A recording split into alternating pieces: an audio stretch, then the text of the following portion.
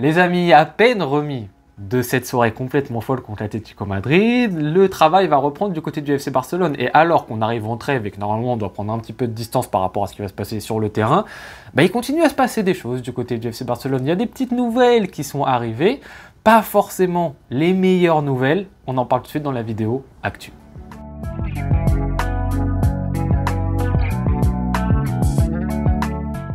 Mesdames et messieurs, on commence ce tour des actus par une première triste nouvelle, la blessure de Marc Casado. Ça fait mal, hein. Franchement, c'est dur. Apparemment, il a joué 40 minutes le match contre l'Atlético Madrid avec cette blessure.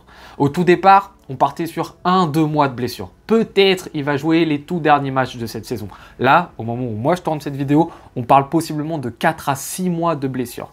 Donc là, on serait carrément en retour pour la saison prochaine. C'est dur. C'est un gros coup dur. Tout d'abord, on est triste parce que c'est un joueur de notre club et qu'on a envie qu'aucun joueur ne subisse une telle blessure. En plus, ça le freine dans une saison où il était en pleine ascension pour lui. Première grosse saison pleine en équipe A. Il vivait, je pense, un petit rêve de son côté. Donc c'est dur. Premièrement, parce que c'est un joueur qu'on n'a pas envie qu'il se blesse. Deuxièmement, pour l'équipe, pour la rotation. Oui, Marc Casado, on est d'accord, depuis quelques semaines, passé dans la hiérarchie derrière Frenkie de Jong. On est tous d'accord. Même on l'a vu contre l'Atlético Madrid, c'était un joueur un tout petit peu plus frileux. Il apporte un tout petit peu moins balle au pied qu'un Frenkie de Jong. Mais quand même, bien même, mesdames et messieurs, on va avoir besoin de faire à un moment souffler Frenkie de Jong. J'ai vu une interview récemment de Jong qui disait que physiquement, c'est bon, il était remis à 100%. Mais là, on va enchaîner tous les 3-4 jours pendant justement cette dernière ligne droite. Est-ce que Frenkie est capable de faire tout le temps 90 minutes? On avait forcément besoin de Casado à un moment pour faire souffler Frenkie. Surtout qu'en plus, Casado, sur cette première partie de saison, il a été très bon. C'est un élément qui t'a toujours apporté. C'est pas un élément par défaut. Et ça qui est difficile. Alors, Eric Garcia est rentré contre l'Atlético Madrid en tant que numéro 6 et a réellement apporté de bonnes choses. Et depuis le début de saison, de toute façon, Eric Garcia apporte de bonnes choses. Donc, il faudra lui faire confiance. Mais dès que Eric Garcia aura besoin d'aller en défense centrale, et ça commencera par Osasuna, parce que Araujo ne sera pas de retour et que Martinez sera blessé, on n'aura pas beaucoup de monde pour suppléer Frenkie de Jong. Donc, ça va quand même être un problème pour le Barça dans la gestion globale de l'effectif. Deuxième actualité, mesdames et messieurs, cette fois-ci elle est un tout petit peu moins malheureuse, mais quand même elle n'est pas folle. On a reprogrammé, c'est officiel, le match contre Osasuna. Reprogrammé le 27 mars. Le 27 mars, c'est-à-dire que ça arrive limite pendant la trêve internationale. Donc c'est-à-dire qu'on devait reprendre, je crois, le 30, il me semble, la Liga. Là on reprend 3 jours plus tôt. Complètement fou, mesdames et messieurs. Alors vous allez me dire, dans tous les cas, il fallait le replacer. Et dans tous les cas, ce match-ci, il allait être coincé entre des matchs, ça allait pas nous arranger. Mais au tout départ, on parlait de la 37e journée, juste avant la 38e.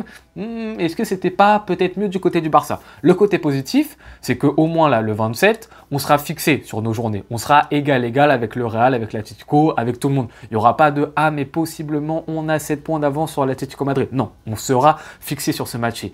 Mais maintenant, ça va arriver très vite. Il y aura très peu de repos par rapport aux internationaux. Il y en a même qui ne seront pas de retour. Araujo, Rafinha, donc les Sud-Américains, ils seront pas de retour. Il va falloir faire sans eux, en sachant qu'Inigo Martinez, il est blessé pendant 2 semaines, 3 semaines. Donc en défense centrale, tu sais que tu vas mettre Cubarsí et Eric Garcia. Ouais, ce match va être important. On le rappelle, dans ce match-ci, on doit prendre notre revanche sur Osasuna. Et juste après, on enchaîne 3 jours après la Liga, puis après la Ligue des Champions, puis après il y aura la demi-finale retour de Coupe du Roi. Ça va s'enchaîner énormément. Beaucoup pour le FC Barcelone.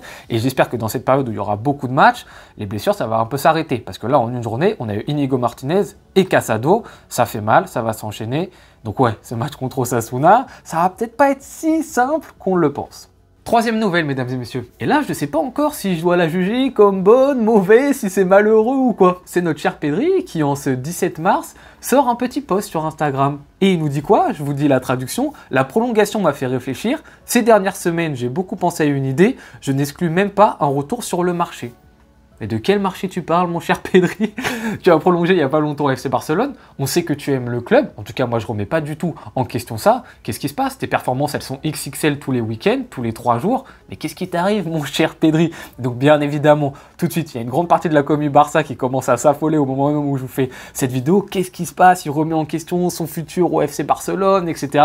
Je pense, il faut tout de suite un petit peu redescendre en température, que c'est juste un post pour indiquer un changement de marché. Mais vous savez, par rapport aux sponsors. C'est peut-être un nouveau crampon, c'est peut-être un nouvel équipementier. Après, sur la photo qu'il a sortie, il a l'équipementier Adidas, qui a toujours été son équipementier. Du coup, peut-être quand même qu'il va rester chez Adidas, mais il y aura peut-être un changement de crampon, quelque chose comme ça. Je pense même, vu la tête du poste, qu'on est sur une idée, voilà, d'un truc qui va être marketing. C'est lié à la publicité, selon moi, hein. Mais je trouve quand même que le poste, il est bizarre. Parce qu'il sait quand il écrit ça, à quoi il joue. Forcément, il est pas bête. Ou la personne avec qui il travaille, parce que vous savez, généralement, les joueurs, ils travaillent avec quelqu'un. C'est pas eux, généralement, qui écrivent tout le temps leur poste, mais ils savent très bien à quoi ils jouent.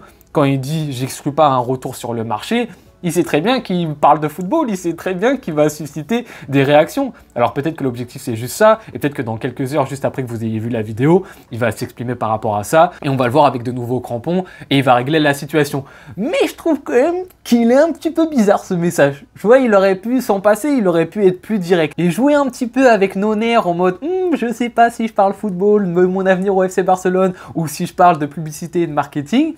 C'est un petit peu étrange de la part de notre Pedri. Je lui en voudrais pas, bien évidemment, on sait que c'est le jeu, on sait que ça marche comme ça, c'est la communication, c'est les réseaux sociaux. Mais voilà, un petit peu bizarre, mon cher Pedri. Voilà, mesdames et messieurs, c'était un petit tour de l'actu du FC Barcelone. C'était 3 points assez importants avant qu'on arrive en trêve internationale. Demain, je vous sors la FAQ. J'ai répondu à vos questions. C'est bon, c'est terminé, c'est clôturé. Je vous sors ça demain midi. Je vous souhaite une très bonne journée ou bonne soirée en fonction de quand est-ce que vous regardez cette vidéo. Les amis, on se retrouve très bientôt. Ciao.